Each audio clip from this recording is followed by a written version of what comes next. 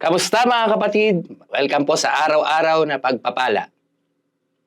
2 Corinthians 4:16. Therefore, we do not lose heart, though outwardly we are wasting away, yet inwardly we are being renewed day by day. Napakaganda pong pangako at salita ng Diyos sa atin na araw-araw tayo po ay binabago, araw-araw tayo po ay nag-i-improve. Kahit nasa panglabas, sabi nga po rito ni Pablo, no po, outwardly we are wasting away. No, para pong nasasayang, parang nababawasan, nauubos, pero inwardly tayo po'y pinapalakas ng Panginoon at pinai-improve niya araw-araw. Napakaganda pong maging buhay natin ito, amen? Dahil po, kung tayo po'y mag-i-improve lamang sa loob ng isang taon, na 1% a year, imagine niyo po, daily, 1%, mag-i-improve ka. You will become 365 na improvement, 365%. So that is an exponential improvement from your old self. No, kung dati ay ikaw ay hindi gaano nananampalataya, maliit lang ang pananampalataya mo, so lumalaki, lumalago.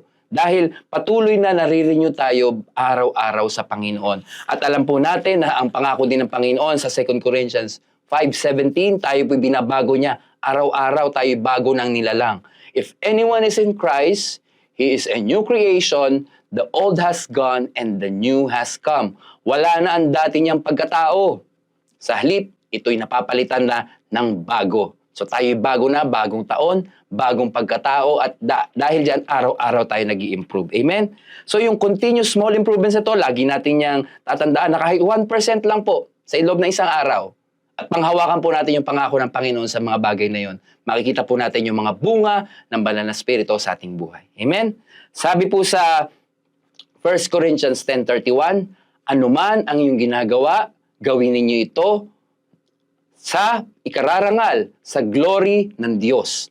Efeso chapter 2 verse 10, kung ano tayo ngayon ay gawa ng Diyos.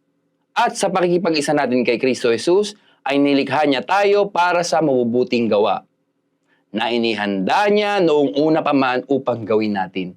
Tatandaan po natin, bakit po ba natin ginagawa itong mga bagay na ito? Tatandaan po natin, babalik po lagi tayo sa ating mga why, sa mga reason natin, what for, no po, sa mga ganun po natin, para po magkaroon po tayo ng action towards our improvement.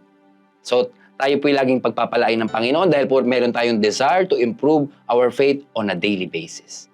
Salamat po sa Panginoon at sa oras po na ito, tayo po'y patuloy na nakakaranas ng pagpapala ng Panginoon at yung kapayapaan niya ay patuloy nating nararanasan din. Sabi nga po dun sa pangako ng Panginoon sa John 16:33, I have told you these things so that in me you may have peace. Kapayapaan po. Amen? Sa lahat ng pagbabago, lagi natin maranasan ang kapayapaan ng Panginoon. Tayo po'y manalangin. Aming Ama na sa langit, salamat Panginoon sa kapangyarihan mo, sa kapayapaan mo, at sa pananampalataya na dinudulot ng lahat ng ito. Pinapupurihan ka namin, dinadakil at tinataas, in the mighty name of Jesus. Everybody say Amen. God bless po!